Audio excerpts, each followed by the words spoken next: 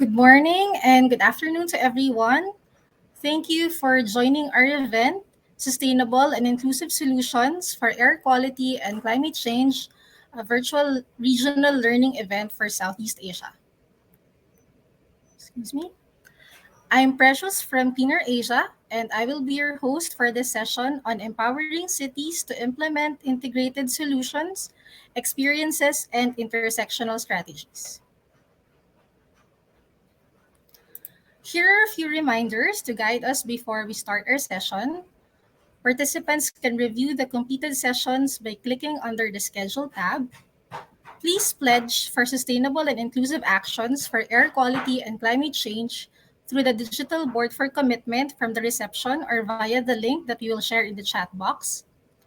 We also encourage you to take advantage of other opportunities to interact with us and fellow participants through polls that are ongoing throughout the event, topic and sector-specific discussions on air quality and climate actions at the lounge, and booths run by the event organizers and partners. Don't forget to share the event on social media and use the hashtag All for Clean Air. This session and all the other sessions, video and chat will be recorded. And please send in your questions through the chat box. We will share tips for your consideration to guide our Q&A in the chat box later. Today is the third day of our learning event. The first day introduced us to the realm of air quality and climate actions and how these can be undertaken using a co-innovation and inclusive approach, underlying the importance of integrating gender equality, disability, and social inclusion elements into these actions. Meanwhile, the sessions during the second day delved into more focused discussions. The first session looking at the management of emissions from coal and other heavy industries, and the second session on the strategies and experiences of engaging decision makers and stakeholder groups to support and rally around our common air quality and climate goals. Finally, today, the final day of our learning event is specifically designed for cities. For this session, we'll look at air quality and climate actions using the lens of cities and local governments, still emphasizing the need for inclusivity and collaboration among all stakeholder groups and government levels. The next session will look at the importance of using data and tools to inform the actions we will be taking, and the final session is on innovative finance approaches to support these actions. It's going to be an exciting day for learning and discussions, so we hope to have all of you with us until the end.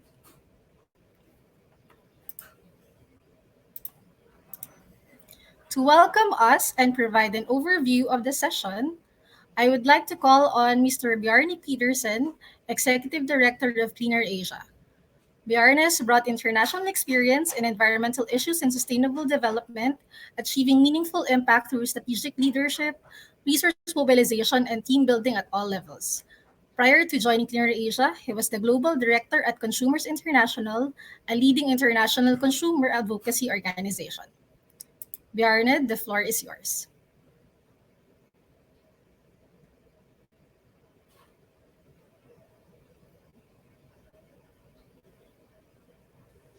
Thank you, Precious. Good morning. Thank you, Precious. Good morning and good afternoon to you all, and very much welcome to this fascinating city session.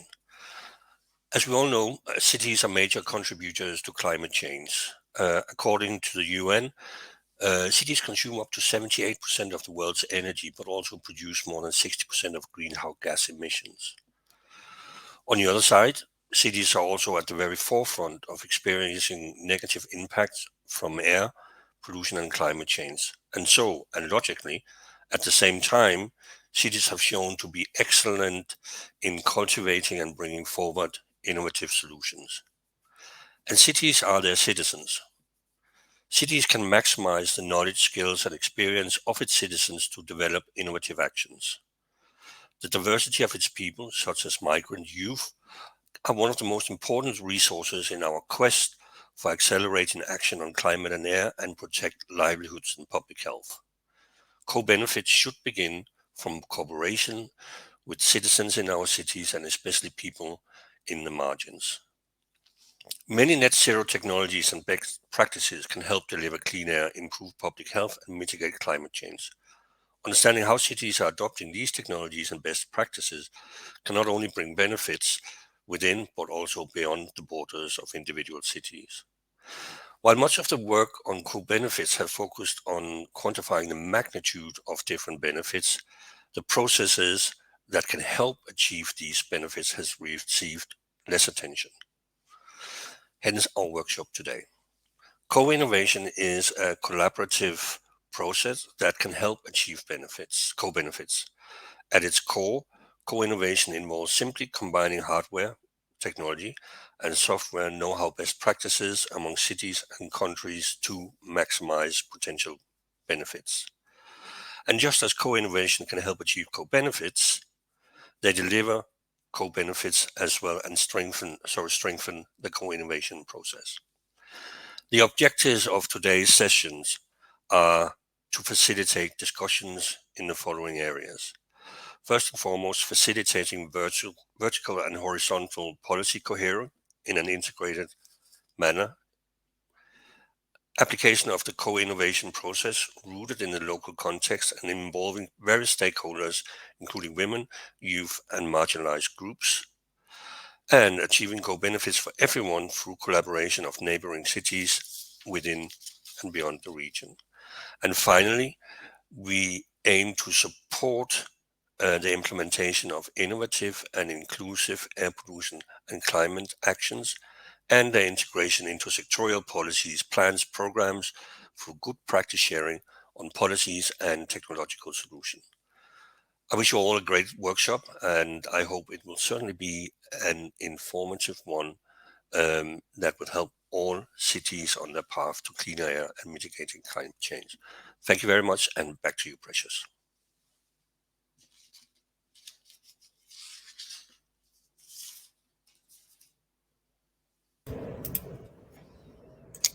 Thank you so much for that great introduction and framing of the session, Bjarne.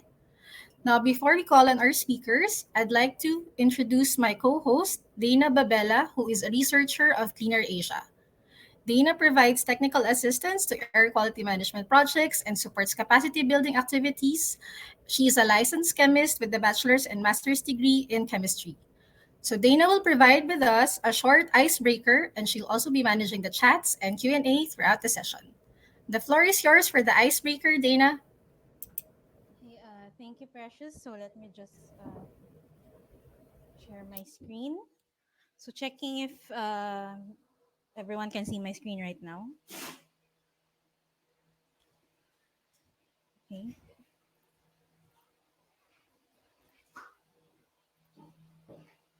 Okay. Hello. Okay. So thank you, Precious. So to help us start thinking about the topic of this session on integrated air quality and climate solutions, we ask everyone to participate in a poll that can be accessed through the link or QR code shown on the screen. Uh, and We'll also share the link through our chat box so our participants can directly click on it. So it's already being shared in the chat box. Okay, so the responses will be shown in a word cloud live on screen. Okay, so the question is, what is the success factor for effective of air quality and climate actions, especially considering challenges faced by Southeast Asian cities? So we will give everyone a couple of minutes to respond. Okay, so again, the link to the icebreaker question can be accessed through the chat box. So requesting the participants to fill in, and you may enter more than one response. Okay, so I'm while waiting for participants to go through the link. So I'll just go over the same question. What is a success factor for effective air quality and climate actions, especially considering challenges faced by Southeast Asian cities?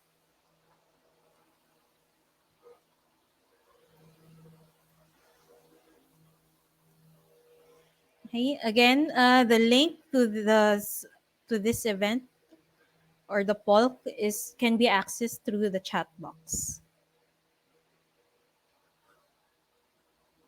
And please feel free to enter more than one response.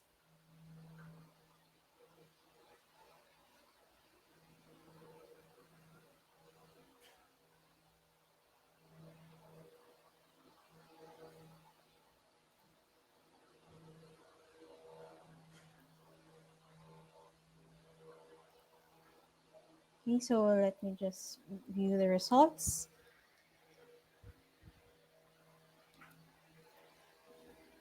Okay, so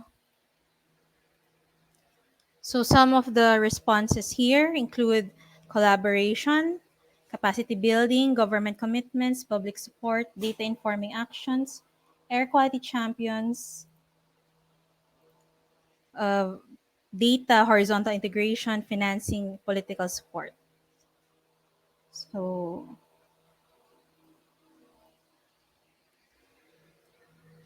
okay, so waiting for a few minutes for more participants to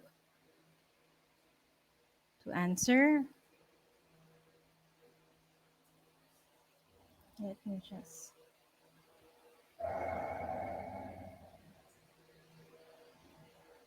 Okay, so I'm showing the word cloud right now. So checking if everyone can see this screen.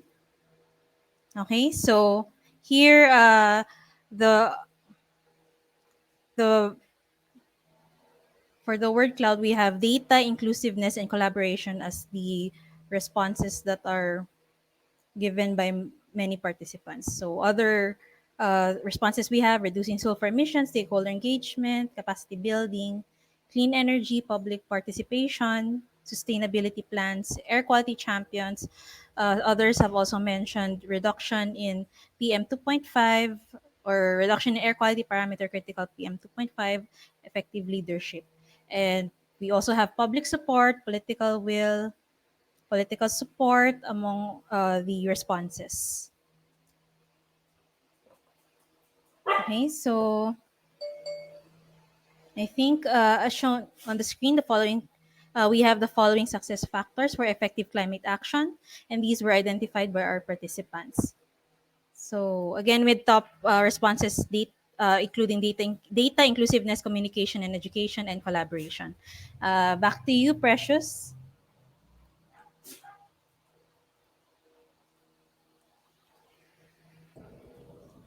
Thank you so much, Dana, for the icebreaker. And our top responses are very interesting because most of them we will be tackling in this session.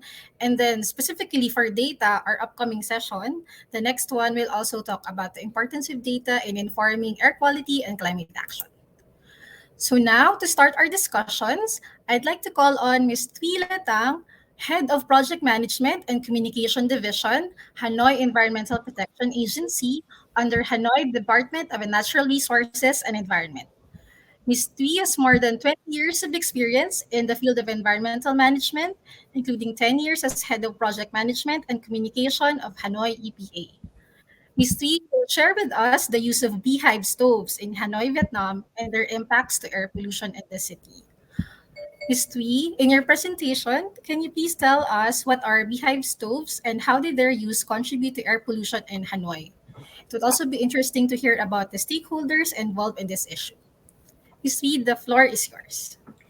Good afternoon, everyone. Maybe good morning for someone joining our session today. I'm Thuy from Hanoi EPA, and as you may know, that Beehive Stove still existing in some of the big cities in Asia, and it seems to be very familiar to women and some cooks that. Especially the people, the low income persons. So today, we would like to share with you a very interesting stories of the Beehive Stove in Hanoi and why we do the inventory for the Beehive Stove in Hanoi. So let's start.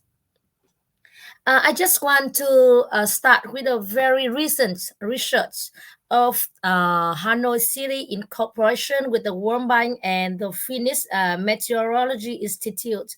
And with the source approximate analysis and the gains model, we found that the biomass burning contributes around 15% to the air quality pollution in Hanoi City.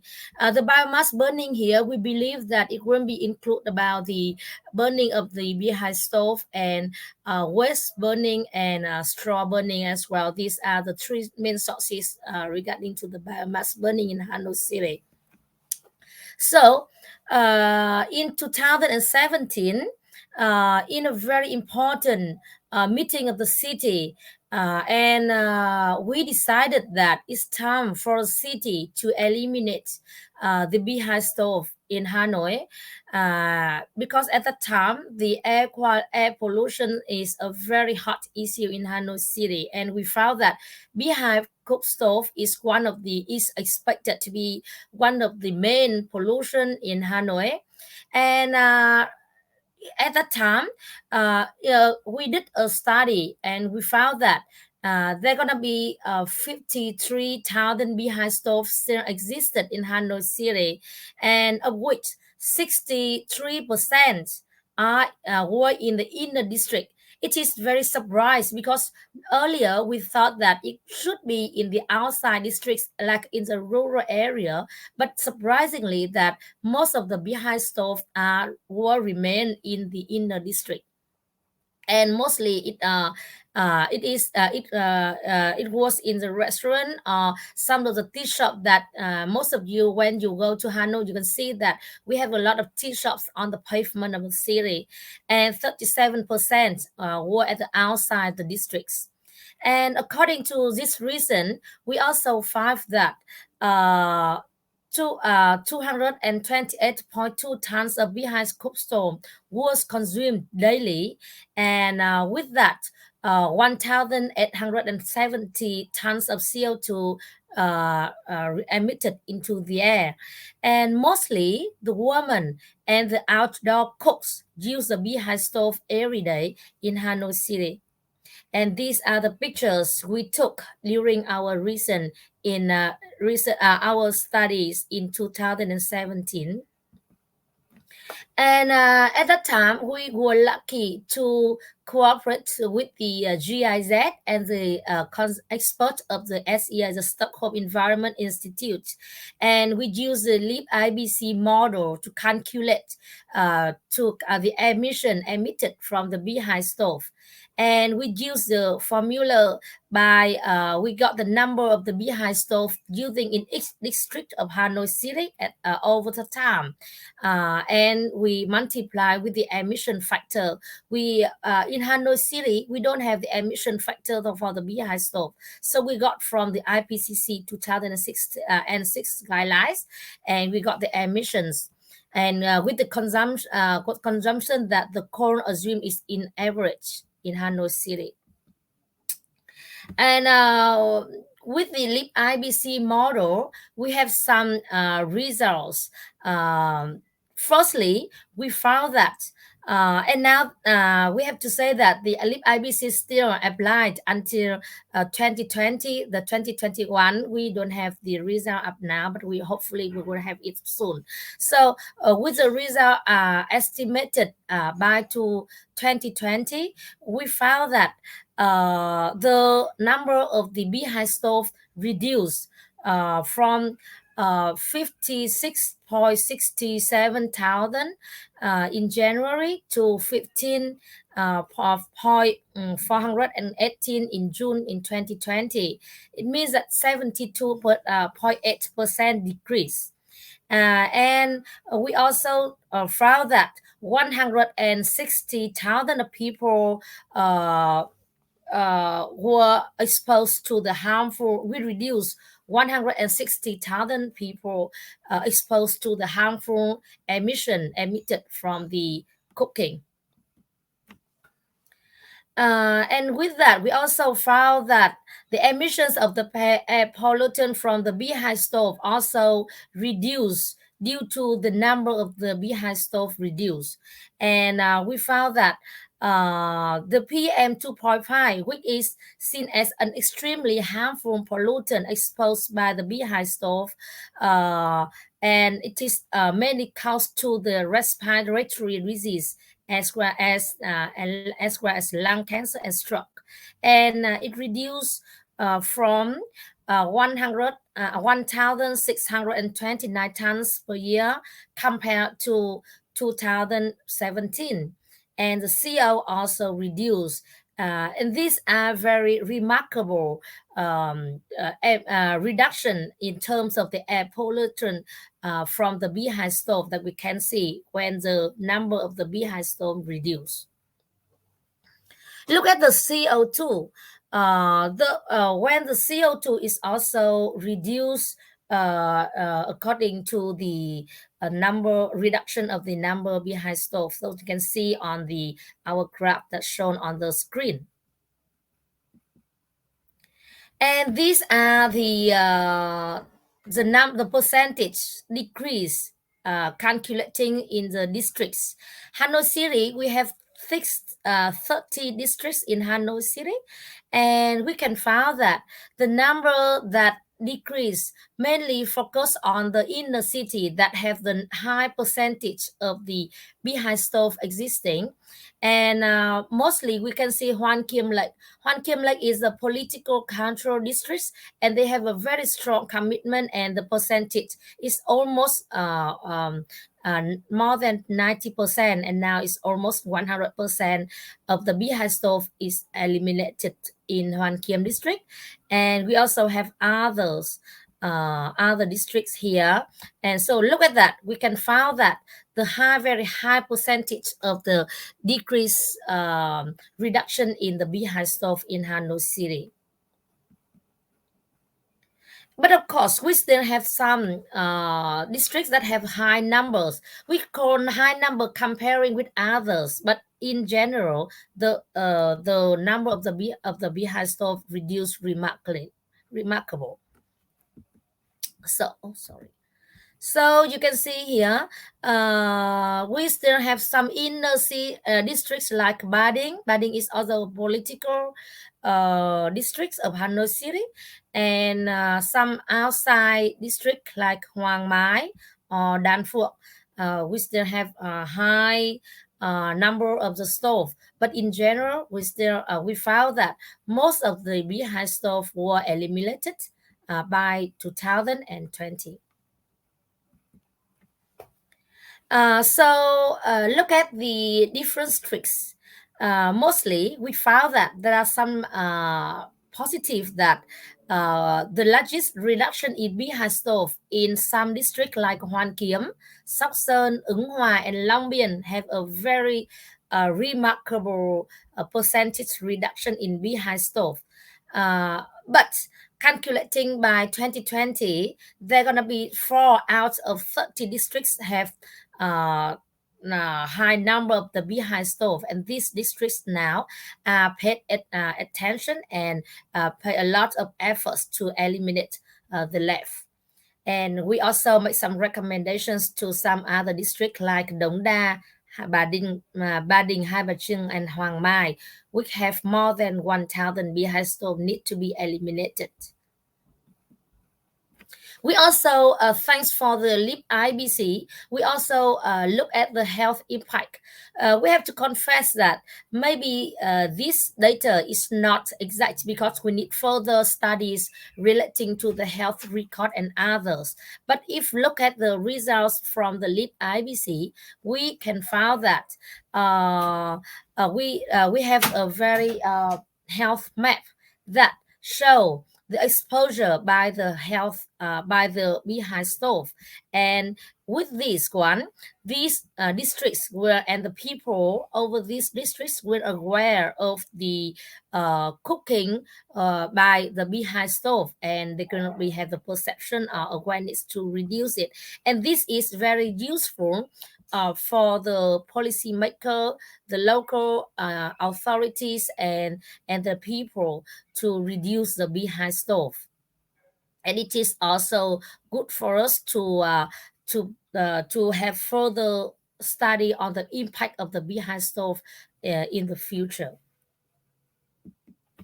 So I think that I just have 10 minutes for the inventories, and I think that I will continue to tell you about our stories by the next session. So thank you very much. Bye-bye. Thank you so much, Ms. Tui, for your presentation. And now, to discuss the importance of addressing the issue of air pollution and climate, as presented in Ms. Tui in her case study, using a co-innovation inclusive approach and facilitating horizontal and integration, we have a panel discussion.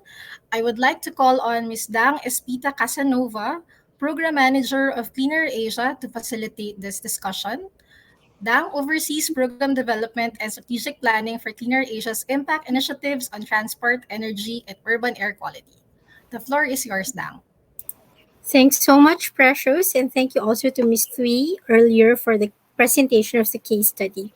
Now, for this panel, we will be hearing from speakers about the concept of innovation, which we have also heard from our speakers since day one of the event, and means of identifying and implementing air quality and climate solutions, and how this can be operationalized in terms of facilitating integration among and across governments and stakeholder groups, ensuring inclusivity of all.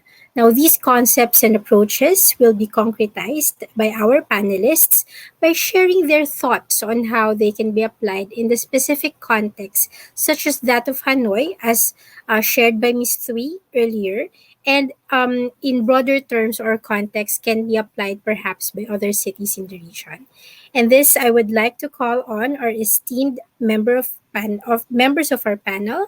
First is Dr. Eric Zisman of the Institute for Global Environmental Strategies.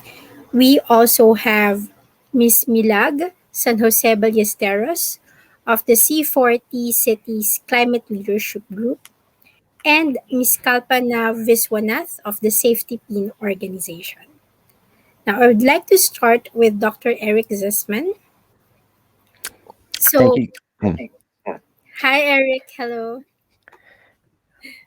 So, Eric, can you please talk about what a co-innovation and inclusive approach to policy development and implementation can look like within the context, for example, of the Hanoi case presented by Ms. Three earlier, and if there are perhaps pointers or considerations that you'd like to share for other cities in the region? Thanks so much, Dong, and apologies for getting a little bit excited there. I'm really happy to join today's panel, and I think this is a fascinating topic. Um, so Dong raised this idea of co-innovation and how it might be able to be applied to this Beehive Stove case. And I think what's really interesting in this context is this co-innovation falls under what I would call early on, when we used to talk about cases like Beehive stoves, or looking at opportunities for solutions to air pollution and climate change, we'd focus a lot on this science policy interface. You know, how do we get good science to inform our policy? But what I think co-innovation does is it brings in a third piece of the puzzle, and it's also very clearly illustrated in this Hanoi case. And that third piece of the puzzle is the science policy and then society.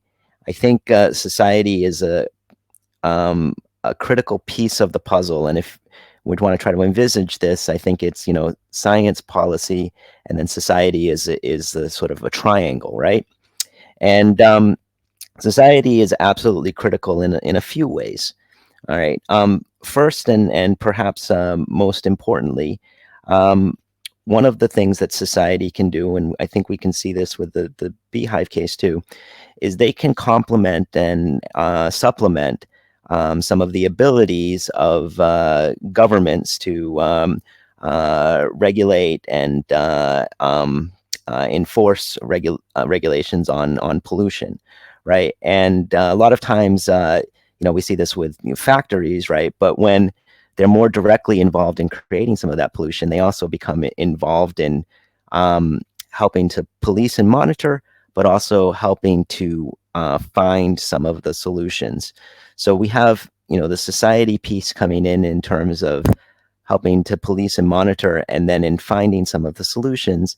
And in trying to find some of those solutions, that's where we see them helping to co-innovate, to determine, what will be a workable solution in this context, in the case of Hanoi and the Beehive Stove case, that would be good for the people that use this technology, that use this approach, what would help to manage some of the traditional quote unquote cost barriers, but also what are going to help to manage some of the sort of socio-cultural barriers. So we have this triangle: science, policy, and society. And society helping to complement and supplement government, but also helping to find solutions through a co-innovative process that can help tailor those solutions to the appropriate context. So I think that's an incredibly important part of the story. Now, the other incredibly important part of the story here, and this was also highlighted quite nicely in Ms. Tway's presentation, right, is that society can become involved in the scientific process itself.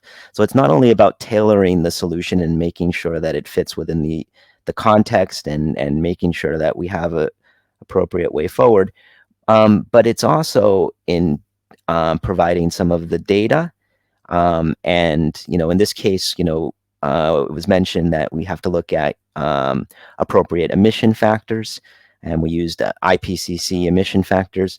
But hopefully moving forward, different social groups, right, can help provide some information and some data that would lead to the development of emission factors that could then go into the LEAP IPC modeling or into the GAINS modeling, make those models better and stronger.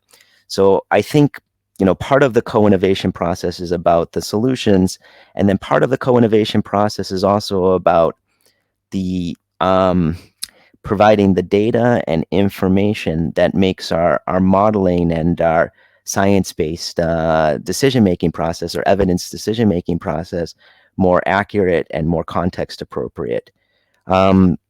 So I think these two sides of the coins here are one is about tailoring the solutions so that they're context appropriate, and the other is about tailoring the data and developing the data in a way that's more context appropriate.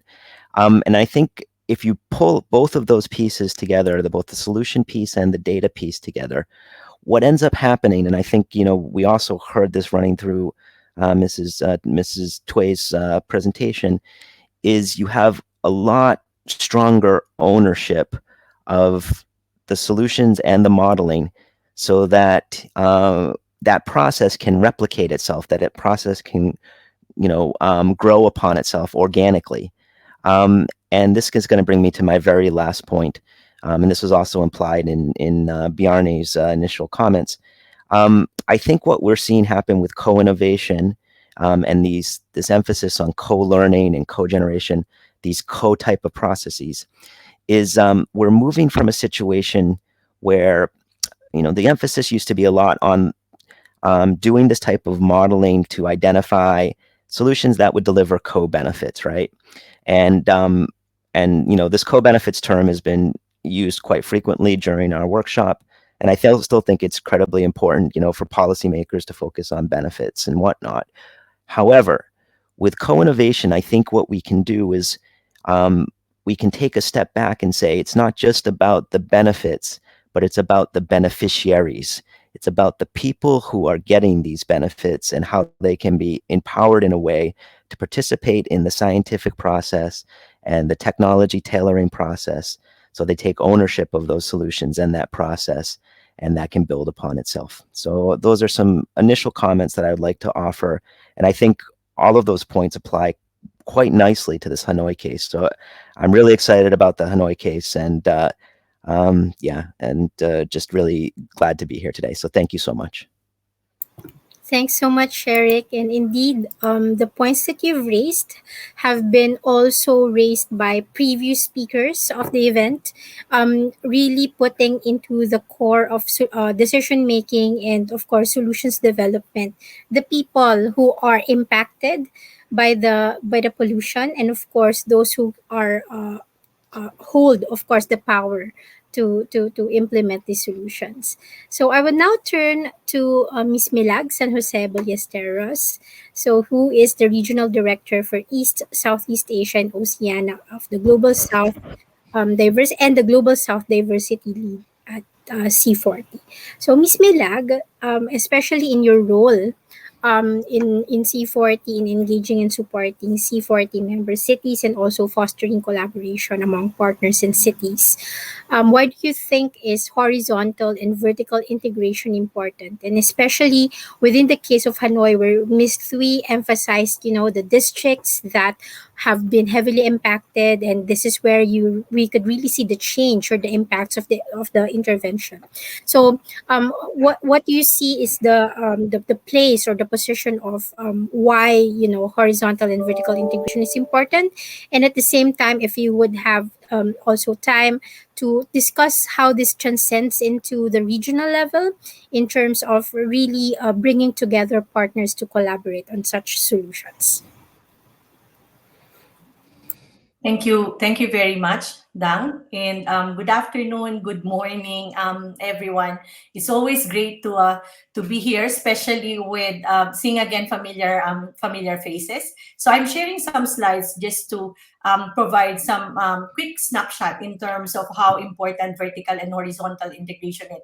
I think I would emphasize that from Thui's presentation, she was mentioning that they were looking at both air pollutants in terms of the impacts as well as carbon. So I think you would see they're definitely addressing one initiative that looks at both addressing, of course, climate change and air quality as well. So at C40 Cities, our overall mission for air quality is to support cities. And I would highlight that Hanoi is a member of C40. So we really do work with Hanoi and particularly Tui as well. On the issue of climate.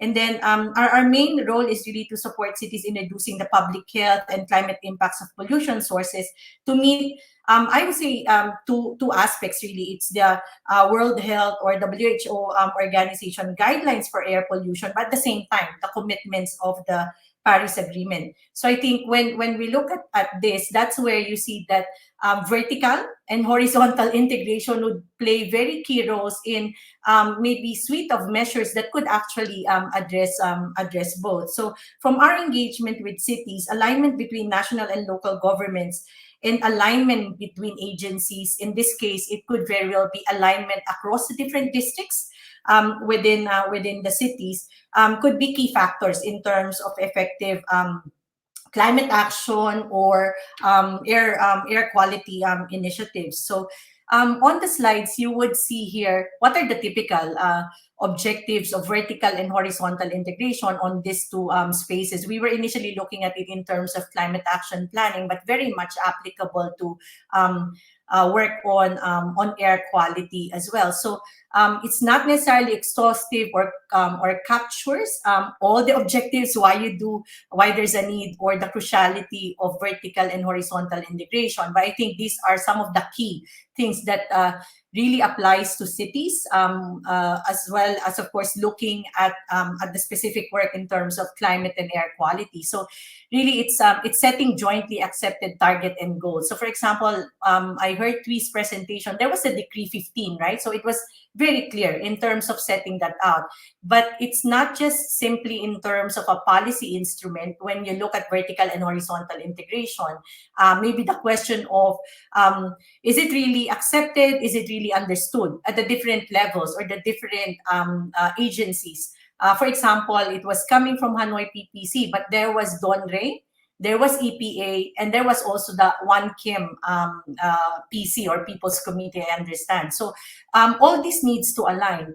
So once you've aligned on target and goals, of course, you look at vertical and horizontal integration, and there's a need for aligning policies and plans, meaning how then do you look at reaching the targets and goals? And there could be different ways of like different districts doing that or the different agencies. I think aligning policies and plans also rests very much in terms of specific roles and mandates of agencies, because some agencies may be working on air quality, some agencies may be focusing more on the carbon measure, or meaning the broader work on climate change. The other thing is accessing finance for specific action. We have to be mindful that in some of these initiatives, for example, in the Beehive stoves, perhaps the financing may be coming from different agencies, which might have access to some specific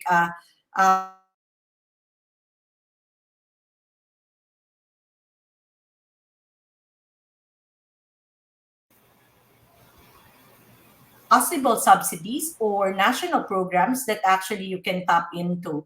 Um, Building capacity for implementation. I was struck by TWI's presentation, for example, in terms of there are some districts that really went ahead. I think there were about 4 that really went ahead in terms of increasing efficiency or shifting, right, in terms of beehive stoves, or decreasing the numbers, which means shifting to more efficient ways of cooking, which is carbon friendly or less carbon intensive, as well as really addressing air pollutants. So it merits thinking that when you do that horizontal integration, or even within, for example, the different teams or agencies within DONRE, there are different capacities, and it would be good to be able to really share those information, which brings us to the 5th point, that vertical and horizontal integration provides that very clear sort of like way to be able to understand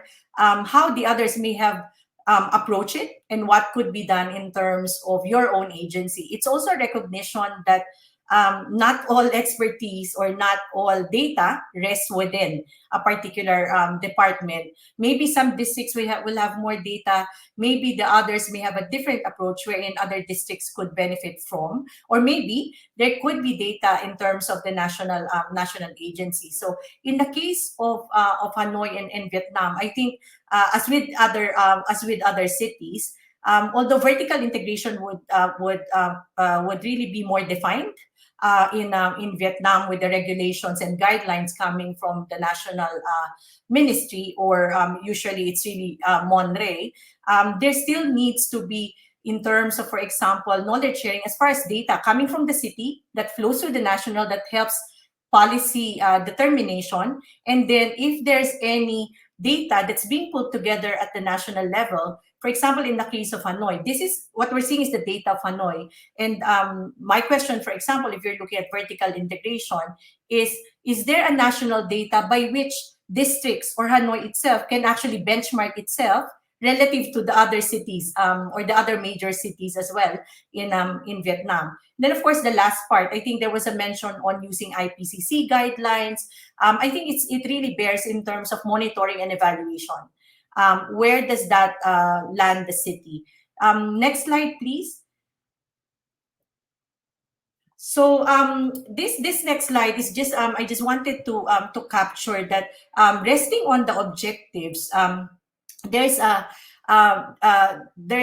group, or we try to group, for example, what are barriers and enablers. So all of this, financing climate action or air quality action, the political alignment, the institutional alignment, access to information, knowledge, and technology, and access to capacity and skills. You would see it rests very much in terms of the objectives. But I just wanted to point out that the presence of very strong vertical and horizontal integration, meaning national city government collaboration across department within city governments collaboration, could either be an enabler, like the presence of that strong vertical and horizontal integration, or it could actually be a barrier, meaning there might be data, for example, resting in a particular department, which could help shape the program of one department that's leading on the Beehive Stove. So one example, particularly in this, is that while from the EPA there was this target really of implementing Decree 15 and Beehive Stoves,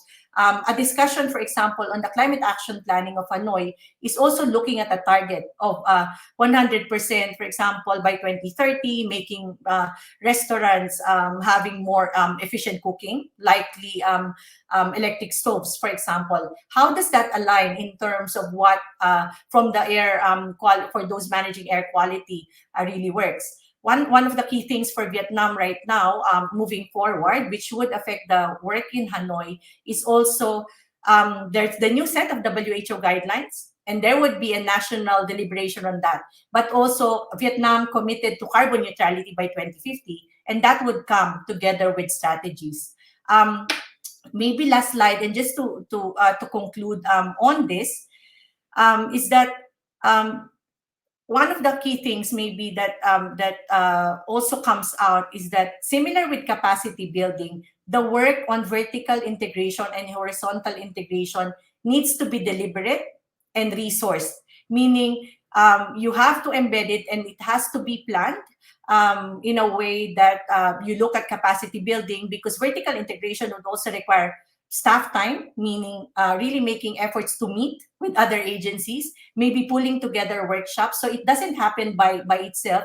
It needs to be taken on board as the program is being progressed or being developed.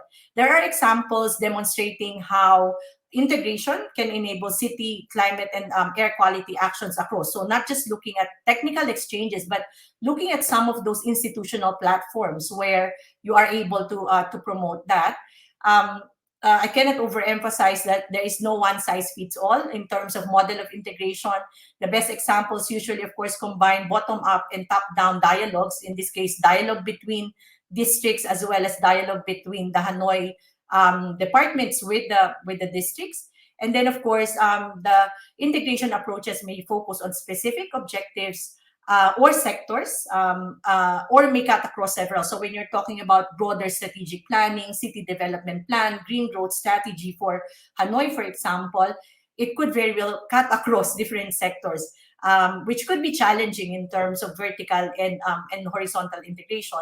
But I think if there's a clear sort of like resourcing and really the way we would embed some of the program components, and recognizing that there needs to be also attention and in a way investment to vertical and horizontal integration, I think that could further strengthen the program and in fact scale it and achieve the results that maybe the city is looking for. So thank you very much for that. Thank you so much, Miss Milag, for that very insightful sharing.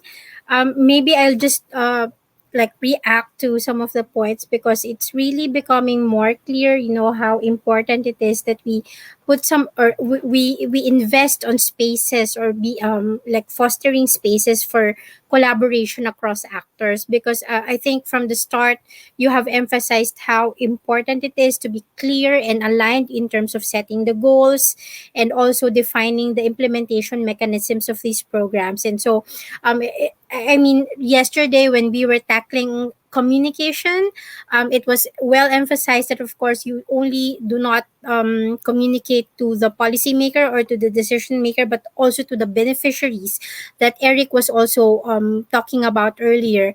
And that is, I think that you have put nicely how it flows into, you know, the grassroots level up to the really city level, and how you collaborate, how you facilitate collaboration across agencies, and at the same time making sure that all targets, all objectives are aligned within the horizontal and the vertical space. So it's really exciting how, you know, cities are becoming more aware of processes to collaborate and to innovate with other partners even outside city, you know, city realms. And so we I would like to now segue into our next panelist, who is the co-founder and the CEO of the Safety Pin organization, Ms. Kalpana Viswanath, and who is mainly involved in the design of projects and creating partnerships, I think, which is very important, and representing the organization of course at very at all levels of collaborations and forum. So she has worked on issues of gender and urbanization for over 20 years with several organizations including UN Women, UN Habitat, and among others. So hi Kalpana. I would like to seek your insights. So, having heard, you know, the co-innovation approach from Eric, and also how this is practically applied in the context of cities, like facilitating vertical and horizontal integration, and making sure that you know, it is all in a participative manner. What is the importance of creating an enabling environment for the participation of actors such as non-government air quality stakeholders, civil society, and women, including perhaps the youth or the disadvantaged groups? And how can this be applied in the context of Hanoi, which we have heard earlier very much from Ms. Three that, this is really uh, like an all society and all government approach that they have tackled in terms of addressing the beehive issue in the city. So, Kalpana? Yeah, thank you so much. Thank you, Dang, and thank you, Ms. Tui, for your excellent presentation, as well as the comments from Dr. Eric and Milag. I think a lot of the key issues have been really discussed very meaningfully in the discussion so far. As we saw in the word cloud, it was very interesting that collaboration, inclusion, and data were the main elements. But in the second word cloud, communication and education was also as important. And I think that is where uh, I'd like to talk about a little bit more, because a lot of the work around climate improvements, climate change, and sort of reducing the carbon, decarbonizing our countries, our cities specifically, the key initiatives need to come from the top. So we do need commitment from national as well as city governments on reducing these, on taking very bold, innovative steps in some cases, But I think what is becoming an increasingly relevant here is that we also have to necessarily talk about uh, the other stakeholders. In this case, we're talking about the grassroots and communities. And when we talk about, say, the Beehive Stove, we're talking about women. And similarly in India, when moving from more polluting methods of cooking to less polluting methods of cooking requires the necessity to communicate the benefits to the community, to women, to families, to at the grassroots. And I think that is important. They are beneficiaries, but I think we have to communicate to them beyond the language of beneficiaries. We have to actually talk to them and say that we are all in this together. I mean, climate change, like COVID, is one of those issues where you cannot solve a problem in one area and leave the problem in another area.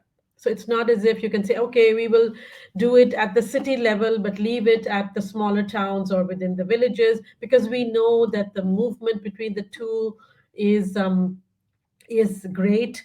We know there's migration, we know there's movement of ideas, we know there's movement of air. I mean, I'm sitting today in the city of Delhi, which is probably the most polluted city in the world today, right? And how are we beginning to address this? Delhi cannot just say, oh, we're not going to let uh, you know people coming into the city with say polluting vehicles. I mean, the point is we need to address the entire ecosystem which contributes to this level of air pollution. And the communication here, I think, is key. Now, we also need to recognize that um, people don't only change their behaviors and their actions for often a larger goal. I mean, it can be for a larger goal, but people also look at what is in it for me, especially when we're addressing the most vulnerable groups. They're already often excluded from many of the benefits. And then to turn around and say, you should do this, uh, becomes a way of, unless we're able to communicate this as a joint problem with a joint solution where all of us will benefit if something is done, right? So it's not as if we're going to ask the poor to do something, whereas to give up something or to change a particular behavior, but not ask the others, the more privileged sections of society, to do something, because there is a sense that they are already disprivileged. And I think this is important. So if you look at the example of public transport, how do we get people to get out of their cars, right? In this case, when you talk about air pollution and we talk about vehicular pollution, which is a big issue across Asian cities, right? This is something that is there in Hanoi, it's there in Bangkok, Manila, Jakarta. I mean, it is the single, I think, it is something which impacts all of us, and in India, Dhaka, etc. So, how do we communicate this change? How do we get people to say, I want to be part of this? I'm willing to give up something sometimes to be part of the solution. And therefore, this is something that we need to find ways of including the most vulnerable. How do we include, for example, I'll give you a very interesting example in India. um, we burst firecrackers during the festival of Diwali, which is sometime in November. But about 10, 12 years ago, in Delhi and many North Indian cities, there was a sustained campaign which was led by children to say we will reduce or end the bursting of firecrackers, especially the polluting ones, uh, to in order to make the air cleaner. Now, this is very, very significant because who are the ones who really burst firecrackers? It is for children. It is really for children's entertainment. It is something, it's part of Diwali.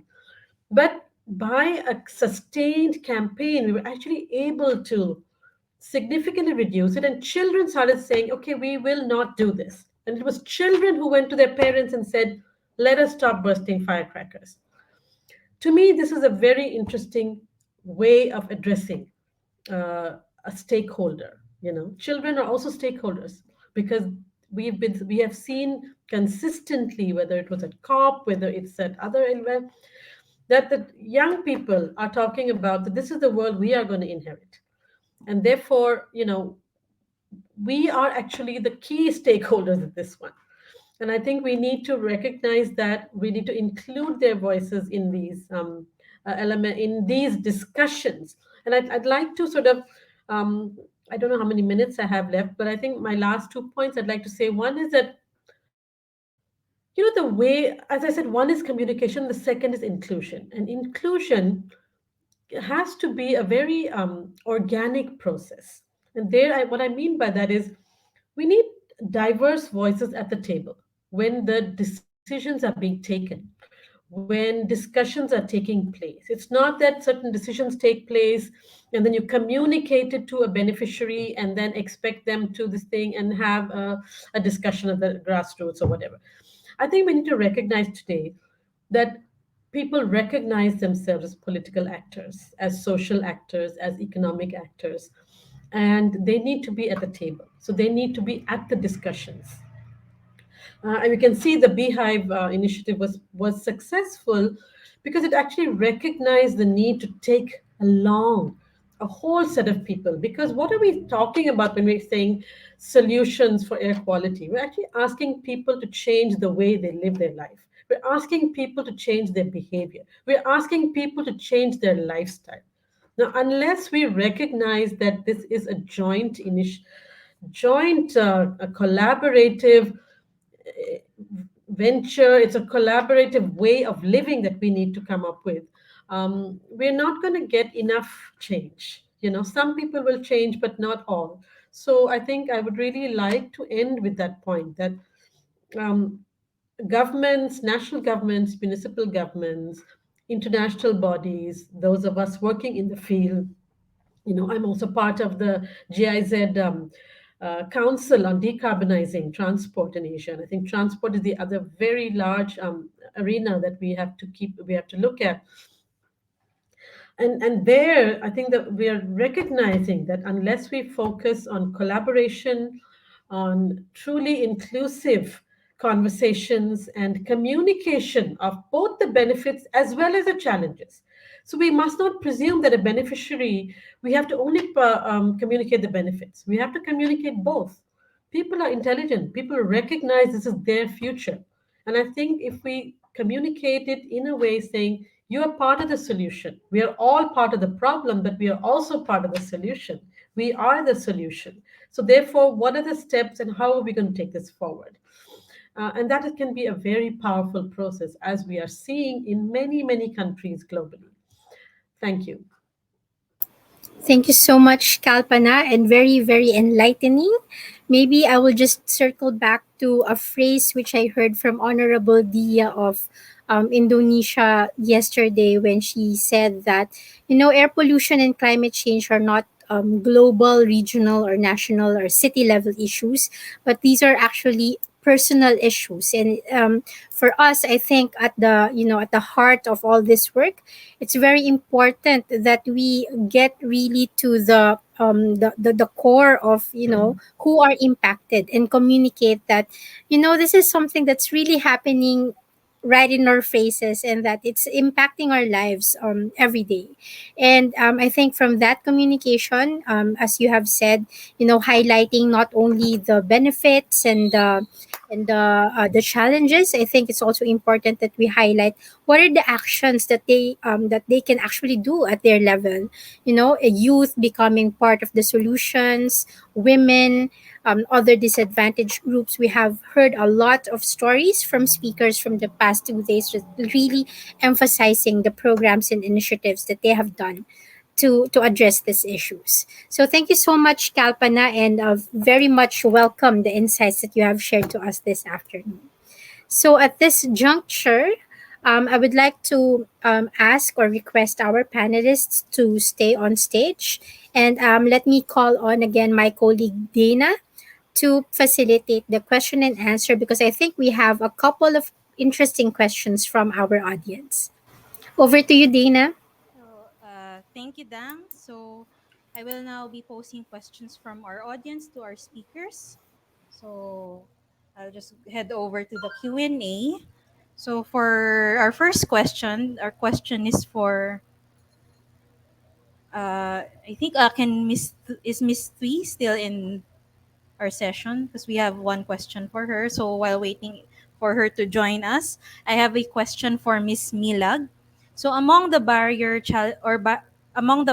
or challenges that you have mentioned, which do you think is the most critical for Southeast Asian cities, and what are your recommendations to overcome it?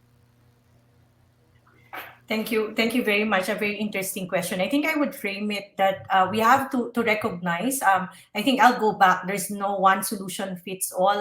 In the same way that cities, especially Southeast Asian cities, very very diverse in terms of specific challenges. But just looking at, for example, the cities that we work with, and across all those, given even the diversity, I think two things in those lists of barriers and enablers stand out to me. One would be financing, and I cannot overstate how financing is quite relevant right now, especially in the pandemic, wherein revenue streams from the city's perspective, for example, budgets are have been cut in terms of really being able to deliver more, essential services, right?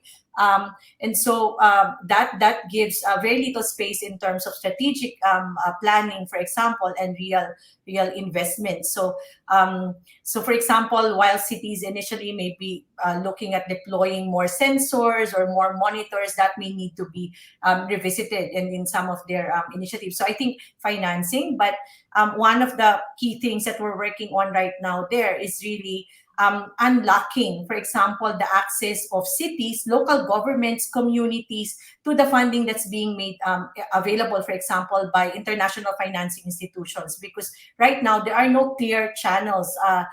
Usually it's with the national government, but then within the national government, there also needs to be a very clear channel that's easier and simpler for cities, local governments, and communities to access financing on their air quality and climate action or climate programs and initiatives. So that's one thing. The other thing is institutional alignment. On the one hand, you would have an entire government saying they are committing to this particular nationally determined contribution, or NDC, right? Or we've seen in the CAP a lot saying, carbon neutrality in 2050. But of course, it's still not clear what that means in terms of actual delivery for 2030. Even for countries that have mentioned already 2030 targets, you would have usually that coming from the government. But in implementation, for example, climate change or air quality rests very much within your Ministry of Environment. But then you would have your Ministry of Trade and Investment looking at different sort of like set of criteria or priorities. So I think institutional alignment is very key at the ministry level, at the different department level, so that both climate actions and air quality initiatives are approached as a whole of city government.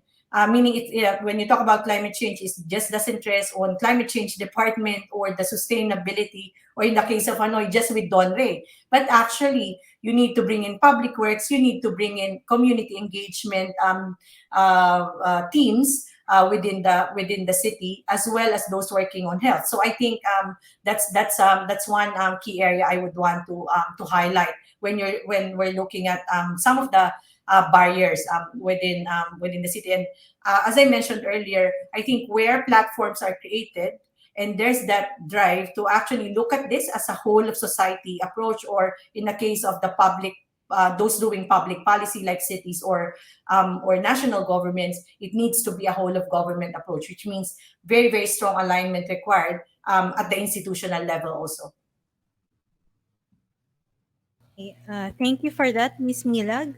So now, I think Miss Tui is already has joined us already. So Miss Tui, I have a question for you from our participants.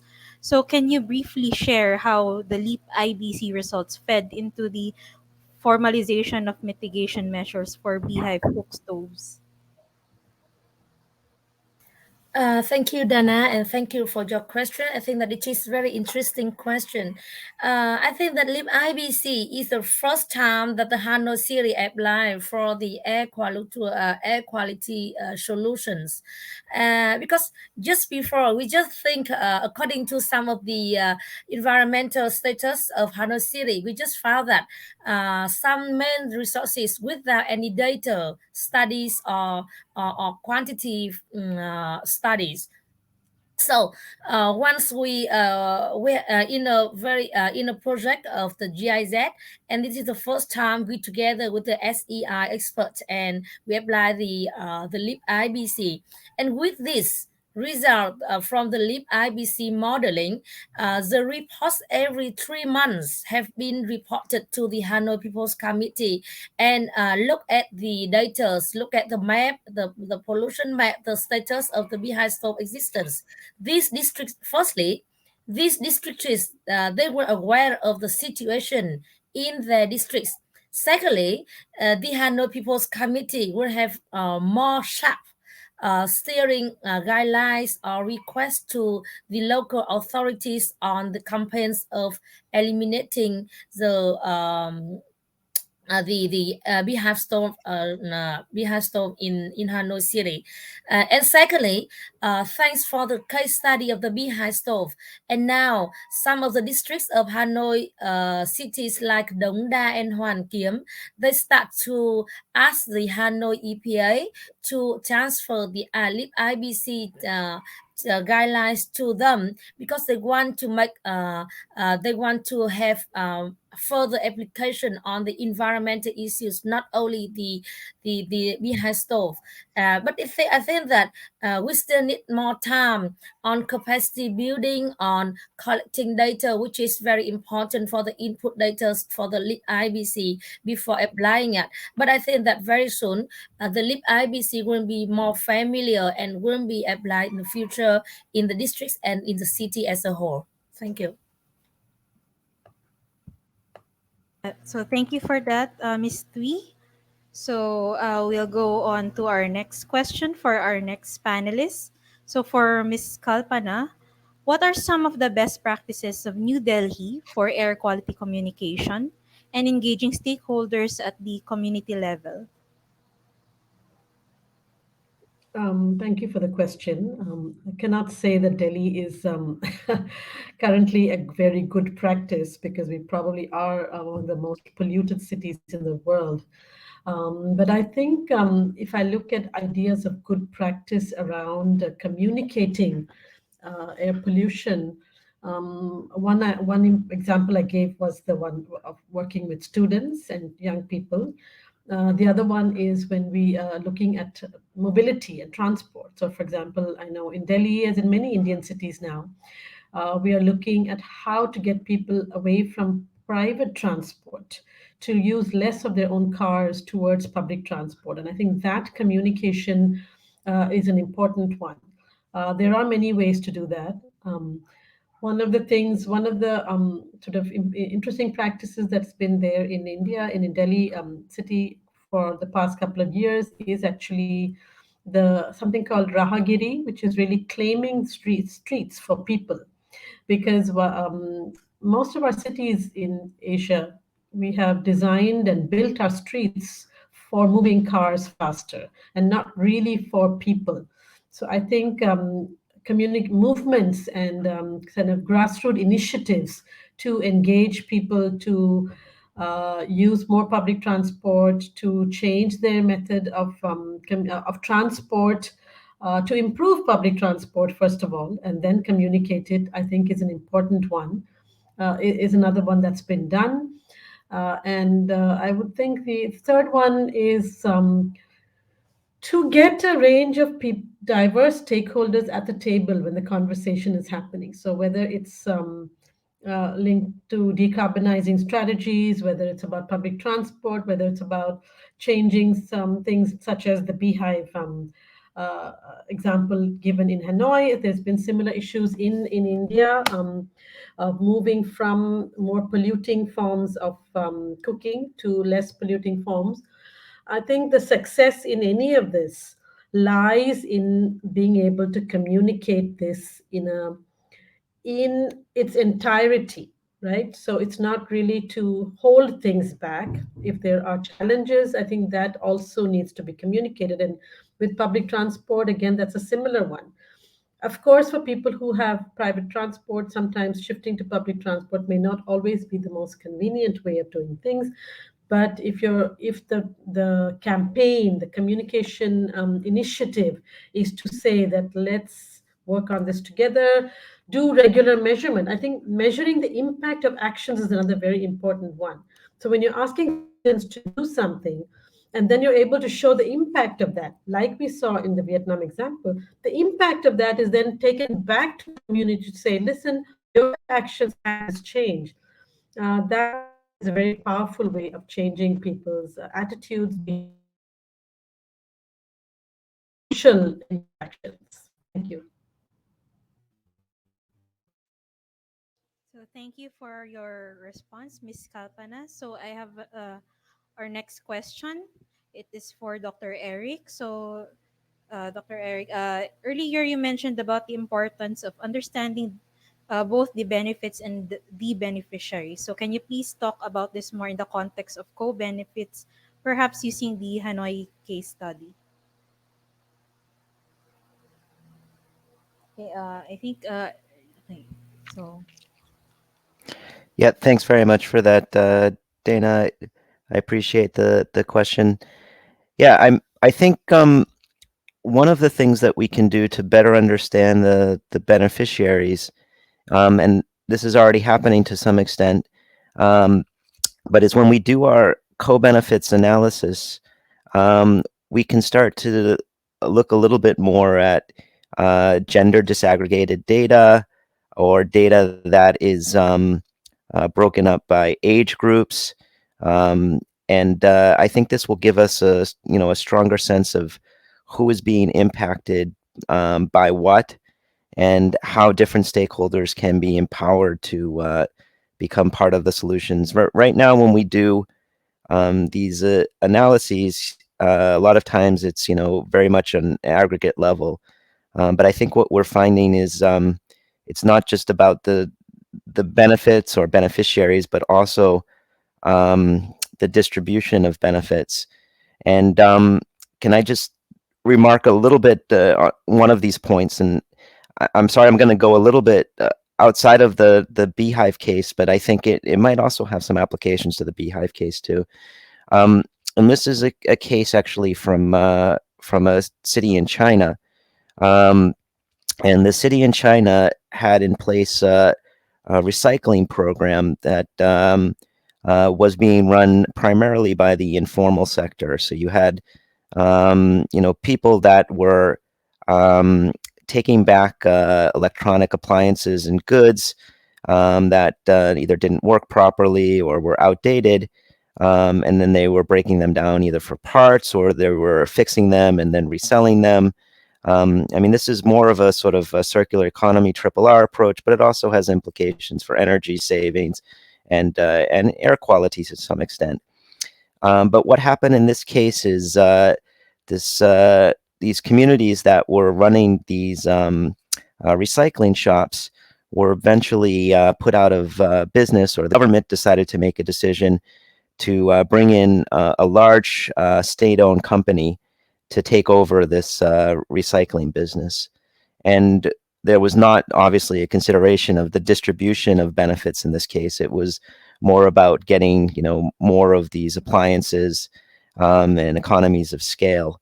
And gradually, actually, what happened over time is a lot of the communities that were, bringing in these recycled goods lost interest in doing so because they didn't have a strong social connection with the people that they were sharing the goods with or bringing the goods to.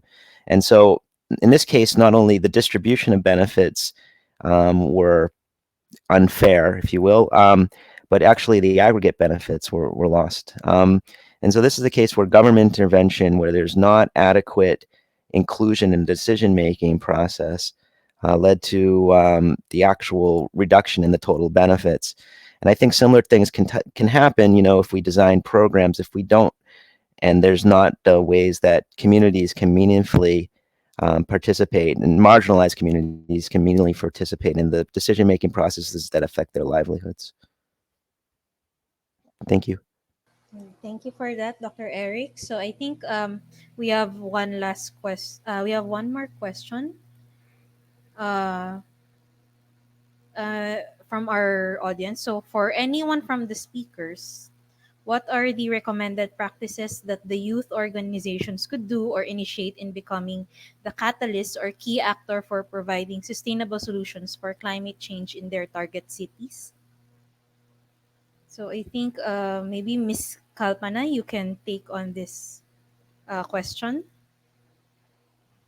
What do I say? I think the youth are already doing it, right from Fridays for Future all the way to, I think, so many initiatives that's happening. So I would really say that we need to learn from the youth. I don't think I'm one who can tell you what to do. But having said that, I think to answer your question, what many of us are finding, I think, challenging and innovating is the new discourse, and I therefore would encourage and urge the youth uh, to um, to continue to push the envelope on these issues, to go beyond the kinds of conversation that are happening today, to make it more meaningful, but also to take up, I think, the point that Dr. Eric mentioned about, I think, having data, having disaggregated data, and asking the questions, asking for not just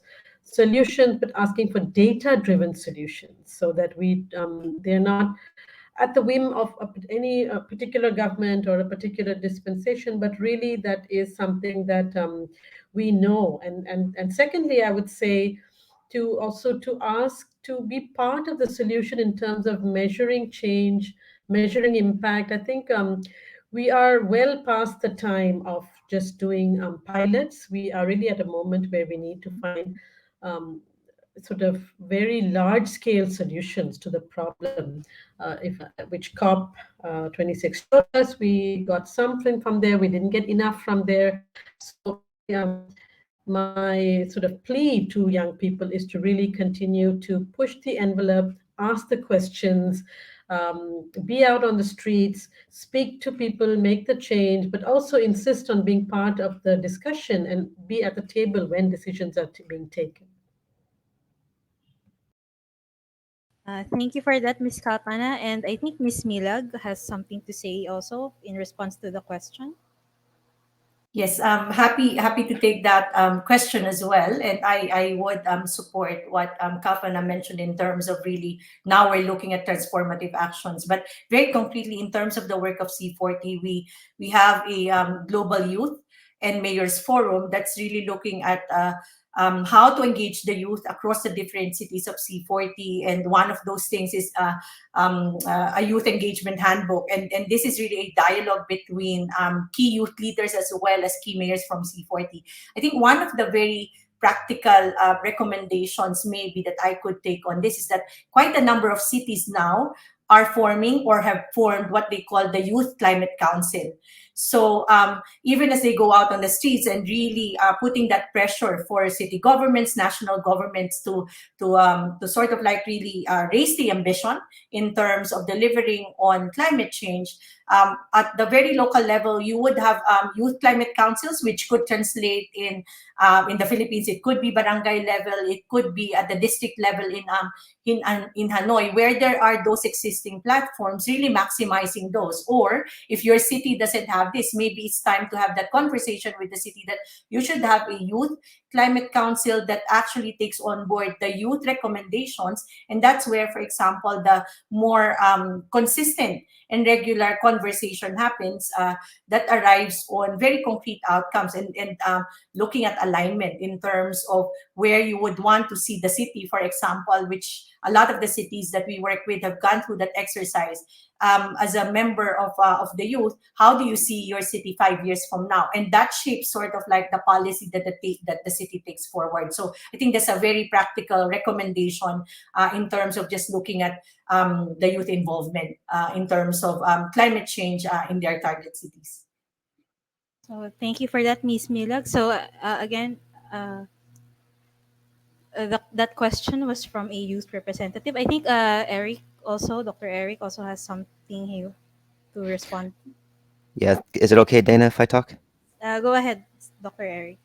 Yeah, thanks so much. Yeah, so I have a few quick suggestions. One is, and this was emphasized, I think, throughout this learning event. So there's a difference between this the good policy and good politics, right? And I think the youth in some ways are bridging that gap, all right, to make some of these issues politically salient, right? Because you have the Friday's protest, you have Greta Thunberg on the news, and politicians pay attention to those type of things. At the same time, I think it's really, really important for younger people to not only put pressure on politicians, but become part of become politicians themselves. We have some research that's going on in our institute that suggests that countries that have younger legislators do better on the sustainable development goals, do better on the SDGs. So, in countries where there's, elections, people should run for city council, and people should run for, we have in the US, we have AOC, who is, one of the chief architects of this Green New Deal. So at a young age, becoming politically active to put pressure on people, but also become involved in politics is incredibly important. So we need more young mayors, we need more young legislators, and I think will also help raise these issues and change policy. So that's one thing for people at a certain age, and then I think a little bit younger. It's really important also for people to become familiar with some of the science and what are some of the key emission sources in their communities and in their cities.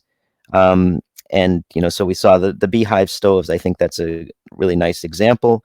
But one of the things that we see, for instance, throughout Southeast Asia, and this was also implied in Dr. Kalpana's presentation or intervention, is these heavily emitting vehicles, right? So the vehicles that don't get fixed and don't get repaired.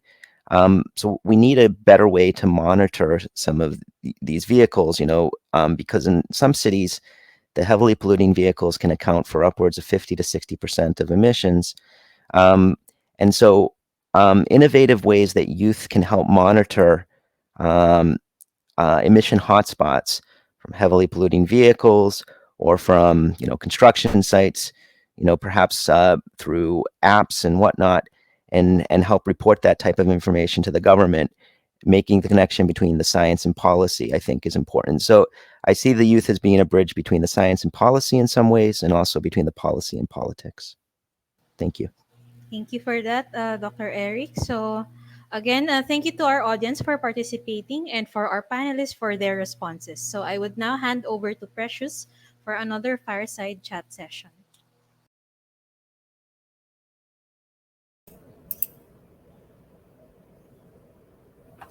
Thank you so much to our panelists, Ms. Kalpana, Ms. Milag, and Dr. Eric for a wonderful discussion.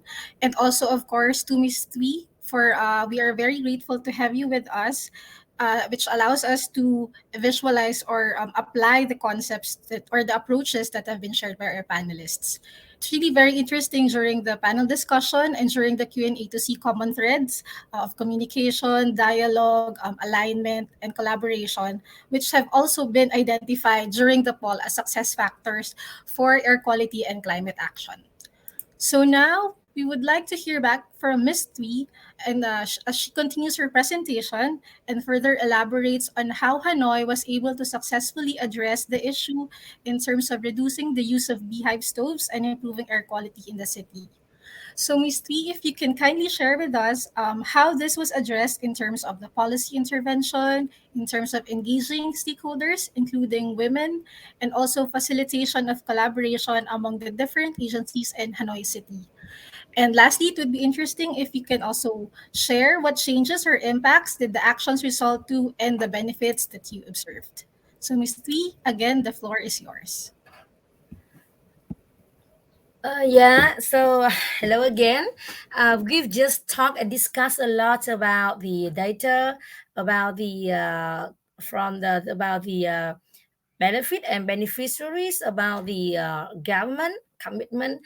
So I'm just one would like you to look back about our story again, about what we do with the LIP IBC model and how we the Hanoi City eliminate the beehive stove. And just we will look at the commitment and how is the process from the commitment to the actions. And we have to say that the beehive cook stove cases elimination cases story here can be divided into three stages. The first one, with the very burning situation of the air pollution in Hanoi City since 2017, when people are concerned a lot about the air pollution in Hanoi. And thanks for the modeling network, people start to understand about the air quality of Hanoi City. So they raise a lot of questions and issues about the air quality. And right in the very important meeting of Hanoi City, we have a very quick decision about how to reduce the beehive cook stove.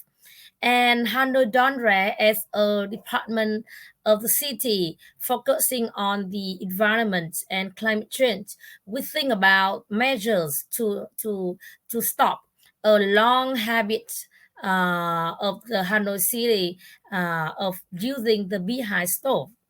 And it takes a lot of time to find out the measures of how to reduce under the request of the city.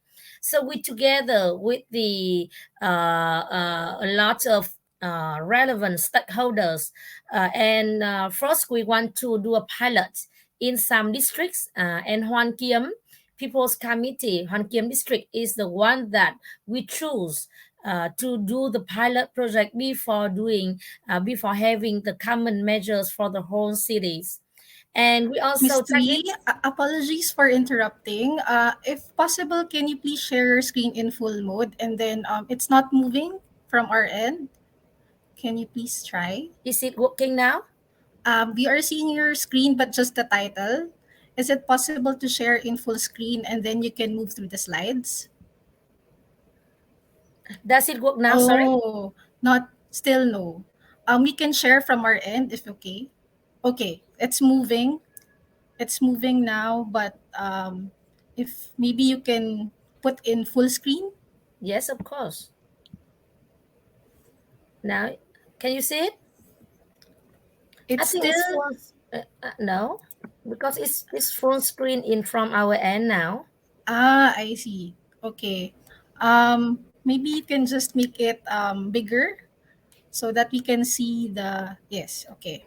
If we can just move like that and then increase the zoom in. Can you see it now? Yes, but it's not in full screen. Oh, really? Oh, sorry. Can you, Precious, can you say my presentation from your end? Yes, yes, we can share it now. Okay, so sorry for the inconvenience. Apologies also, I think this is because of the platform. Go ahead, Miss Tui. Is this the right slide?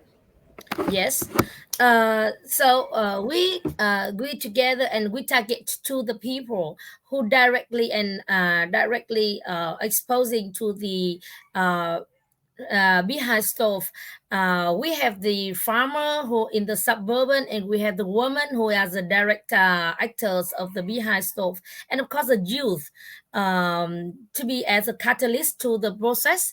And we together with some NGO because they are the one who help us in communication and networking, finding the technologies measures. So they are very important to have in our network.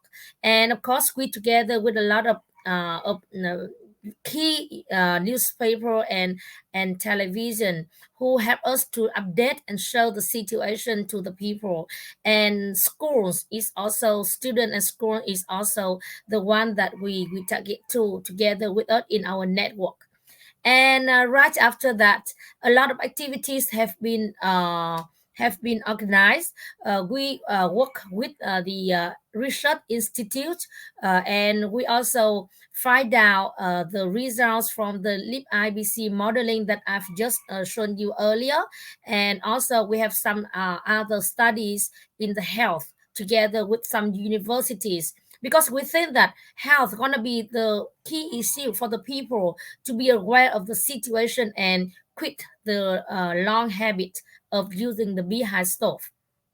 And we also think about a system of monitoring and assessment, because we want to engage all the stakeholders, especially the policymaker and the Hanoi city leaders, into our process for the updated guidelines and requests a decision. So we make a reporting mechanisms, and we share the results among the districts and among the social media as well. Next, please. Next, please. And with these activities, all the stakeholders engage into our process. And the first time, a degree 15 on eliminating the beehive stove was issued in 30 of October 2019. It is a first degree in environmental measures implementation of Hanoi City, which identify very clear responsibilities of each stakeholders, especially the districts and the Department of City on how to eliminate.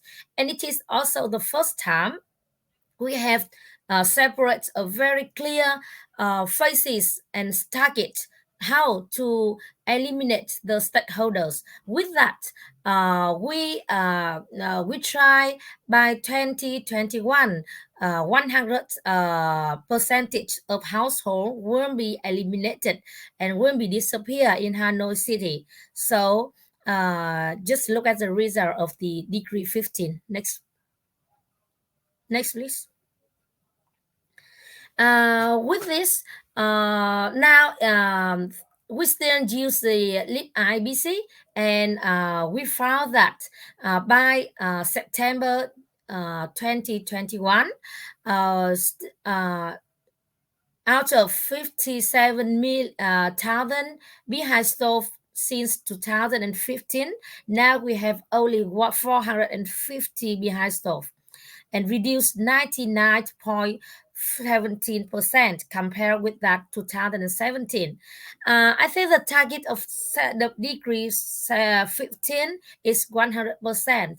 Hanoi City cannot achieve 100%, but 99 is also a very good results of Hanoi City in eliminating the Beehive Stove so far. Next, please. So just look at the highlight of the degree 15. We found that 30 out of 30 districts of Hanoi City, all the districts make their own action plan for the degree 15 implementation, and of which 19 districts have completely eliminated the Beehive Stove up to now. Still some scattering in the districts, but not many. And all almost eliminated the Beehive Stove as targeted by degree 15. Like I just mentioned, that 99% have been eliminated. However, still we find some household reduce the Beehive Stove. So the number of Beehive Stove still sometimes come back in districts, and with that, I think that this district will be updated and have to pay attention to this number, and have tried to find further measures on eliminating the degrees at the Beehive Stove. Next, please. So any success and challenges? I think yes. So just look back the stages of the eliminating Beehive Stove and the degree 15. We found that it's not easy at all to change a long life habit. The Beehive Stove was existed in Hanoi City for 40 to 50 30 to 40 years ago, and we use it as a common cooker for our life during our meal cooking. And but also the initiator, the Hanoi EPA, in collaboration with the university, we did research on the health exposure by the Beehive Stove, and thanks for the result of the health issue, the city decided to issue a policy which called as a degree 15. I think that it is one of our policies with the commitment, very high commitment of the city to do it. And of course, we the Hanoi City, we had the a lot of institutes, research institutes, and NGO. So it is a very good opportunities for us to share information, and we got a lot of support from this organization during our implementation process. Next. And how and during the convening stage, I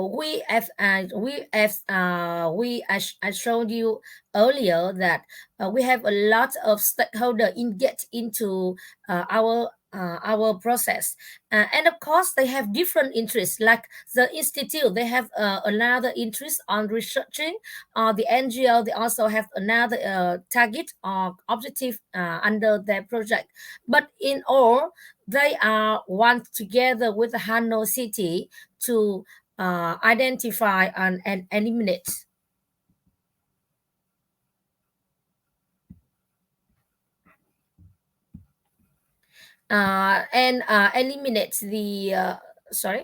eliminate the Beehive Stove. However, the responsibilities during this stage have been sometime overlap, and we should identify in the future.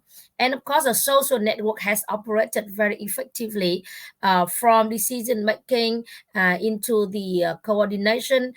So I think that it is a very good opportunities for us during the convening stage, where we can engage a lot of resources during the implementation. Next, please. And implementation steps is a very important to get the target of the eliminating the beehive stove. So the political commitment, I think that it is the most important for the city. Once the city wants have a very strong determination, and we got the very strong guidelines from the city to the districts, so we will evaluate all the other factors and lead the success of the project. And secondly, good coordination and communications with diverse products health studies, inventories, and technical studies as well, and policy implementation. Also have a very good coordination for us to implement. And monitoring and reporting mechanism is also identified very clearly in the 15 in decree 15, but sometimes in lack of verification, like we need a middle side to verify the data reported by the local authorities and others, and it will reduce our, and we need to improve in the future for accountability. And Hanoi EPA also take lead in facilitating the task, and we got the cooperation mechanism. However, the cooperation is very limited among the departments, and it is also leading to limitation for sharing and learning and supporting during the implementation.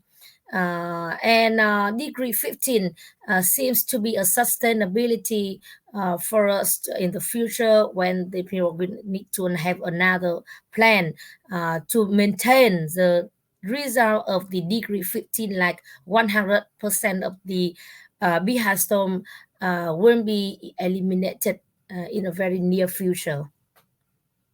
Next please. And as I told you, with these challenges and success here, Hanoi City are continuing the degree 15 to eliminate to meet the target of 100% of beehive stove. First, we will focus on some measures of the policy of the measures groups, like policy. We will try to reduce some legal punishment on using the beehive stove in the future. We try to testing advanced Freddy cook stove as option for people for refreshments, and we also try to develop an information sharing mechanism and a social network with the full use of to get the full use of resources. And monitoring is also set up with verified tools for accountabilities and transparency. Next please. I think that with a very limited time, we've just told you a story, and now I just want to show you some of the pictures during our story telling. And can you have the slicer for these pictures? And this is a picture that, yeah, this is a picture we use a beehive stove at the schools, and people know that it is not a waste, can use for tree plants. Next please. Next. And this is a program that we support some the poor with the support some the electrical stove for the poor. Next please. Yes, so I want to end my presentation here by a Vietnamese slogan made by the youth campaign we did during our campaign of the Beehive Stove. And with this, I just want to translate it like, the Beehive Stove will make us hard to breathe. Thank you very much. Thank you so much, Ms. Thuy, for generously sharing the experience of Hanoi.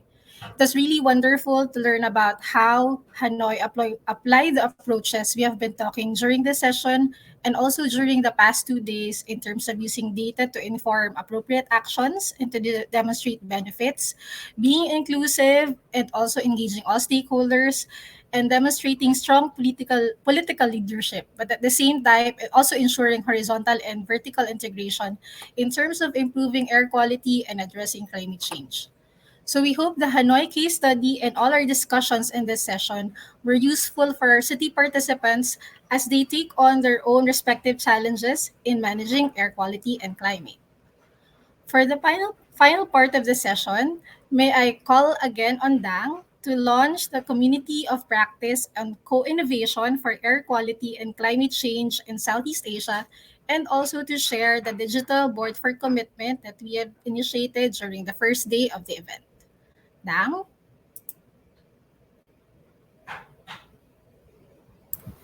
Thank you, Precious. Confirming if you can see my screen. Yes, you can see your screen, which is the AirMeet platform, but it's blank. Sorry. Can you see it now? It's still the AirMeet platform. Okay, let me Can just you please? reshare. Yes.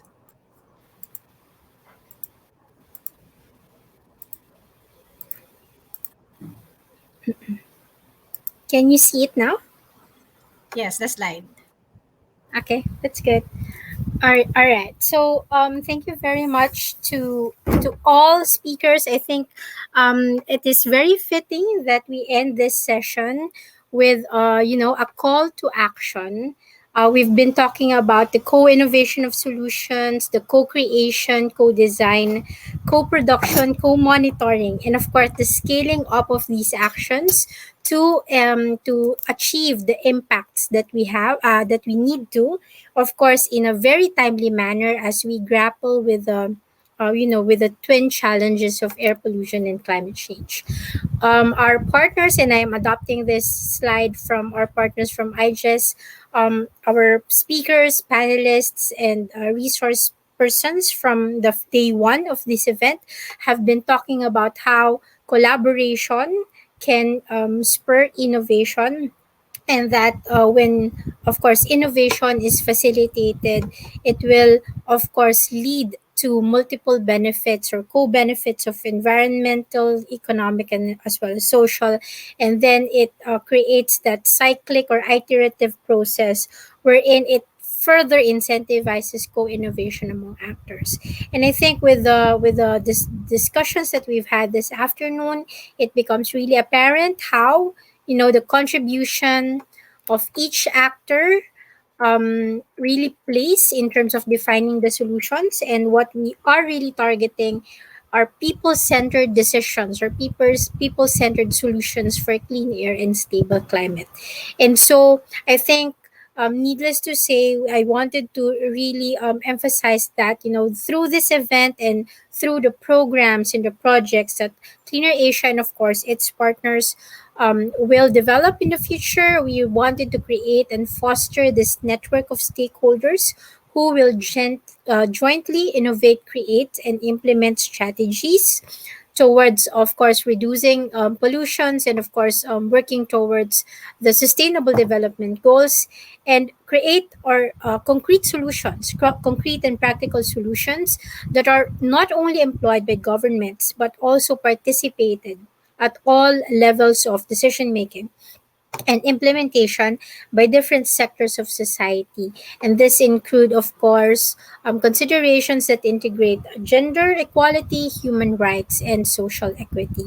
I think a lot of discussion has been on how we could harness, the knowledge, the skills, and experience of different stakeholder groups. And what we want is really put or piece this together into a co-innovation process that promotes sustainability, enhances scalability, and also accelerates replicability of the solutions. Our presenters or our speakers earlier emphasized on the contribution of the sectors, especially, of course, communities, including the youth, women, sector specific groups. Their contribution to the building the knowledge base is really very significant in, of course, understanding levels of pollution, the levels of emissions that we are grappling with, and of course, what are the specific emission source sectors that we have to address, and also understanding the impacts. And we make sure, of course, that in the work that we do, the assistance or the technical policy guidance that we provide is demand driven, contextualized, as we have put it earlier, and of course in a participatory manner, because this it actually makes the work more fun, really building on the needs and really contextualizing the assistance that we're giving to all members of the society to be able to build their capacity for air quality management and climate change mitigation. And then this brings us into, of course, the formulation of the solutions.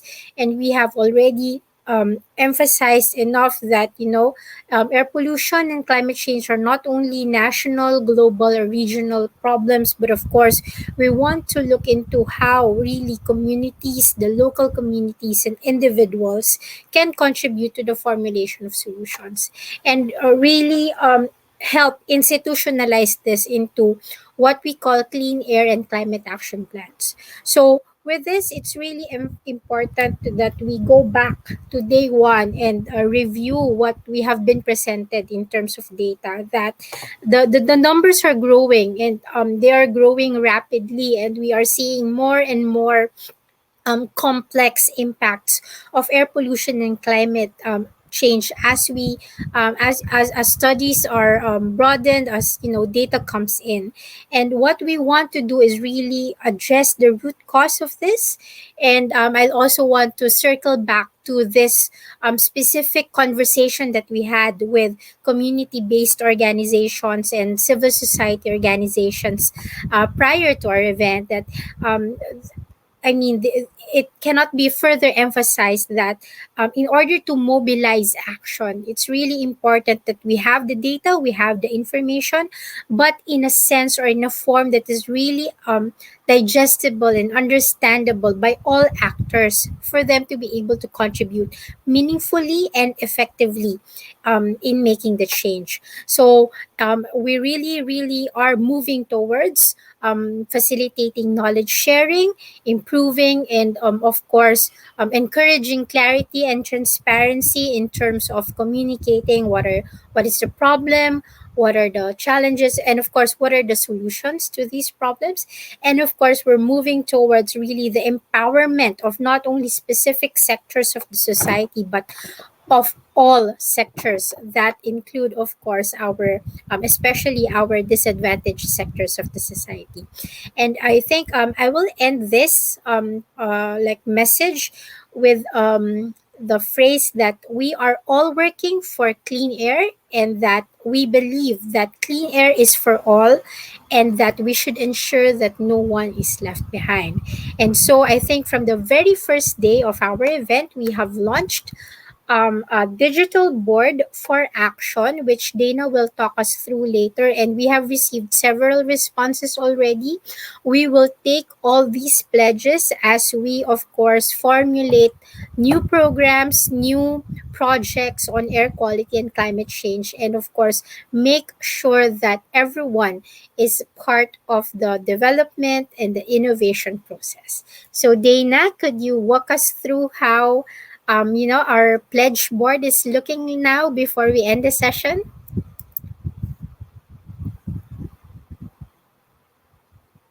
Okay, thank you for that, Dang. So maybe I'll share my screen to share. So checking if everyone can see my screen right now. So I'm showing the pledges. Okay. So again, the link to this Jamboard can be accessed through the chat box. It was placed there earlier. So please share your air quality and climate actions you're planning or currently doing. So you can pledge them here. So let me just go through some of the responses here. So maybe I'll get one from each box. So for I pledge to take action to reduce air pollutant and climate emissions. Participants here have answered. I take the bus for intercity and interprovincial commuting. And another one, I never burn my garbage to segregate organic from inorganic waste, compost the organic waste, sell recyclable waste to the waste collectors, and make an eco brick of plastics that are not taken by waste. And then for the next type of pledges, so to participate in decision making processes and collaborate with other actors in formulating and implementing solutions for air quality and climate change. Some of the responses here. So, from Ms. Krishna Santos, I will share my knowledge and learnings from the academe and from the sessions towards the stakeholders. From Dr. Hui from Clean Air Asia and from AIT as well. I can share my knowledge, experience, and opinion to the decision making processes of the country. And then for the next type of pledges, we have here for the raising awareness of colleagues, constituents on the issue and relevant solutions, and engage other stakeholders to scale action. Some of the pledges we have here is from Miss Nicole Angela Emilio from the Philippines, and she pledges to use her voice and be a driving force of change. Hence, she'll encourage everyone through the insightful knowledge that we are to embark on.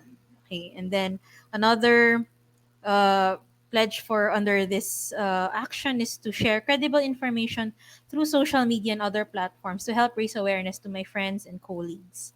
And then to improve institutional, technical, and resource capacity of my city or organization for air quality and climate action, we have here responses from participants. So the first response we have, I will actively participate in trainings and capacity building activities open to me. Moreover, when I have the opportunity, I will contribute my knowledge and expertise to these activities.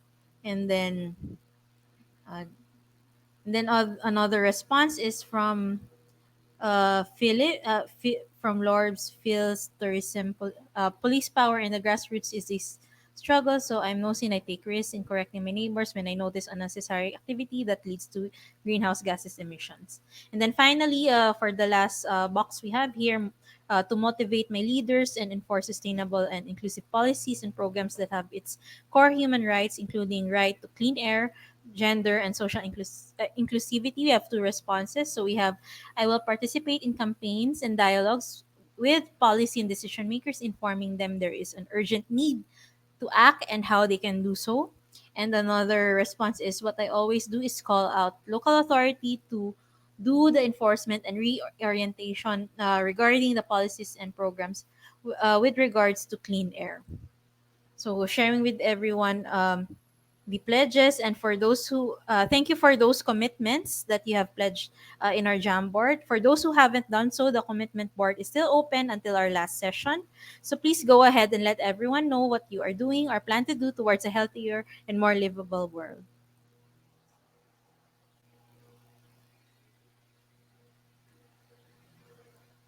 Okay. So I'll hand the floor over to Precious.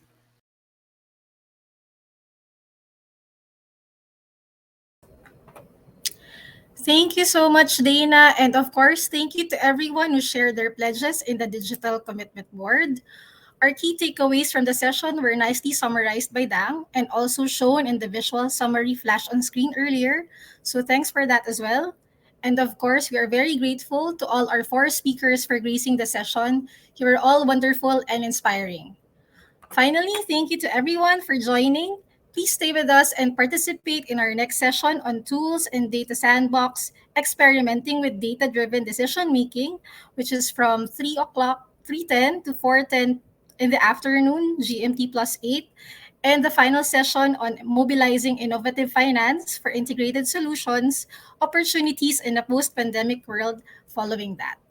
So thank you and see you everyone in our next session.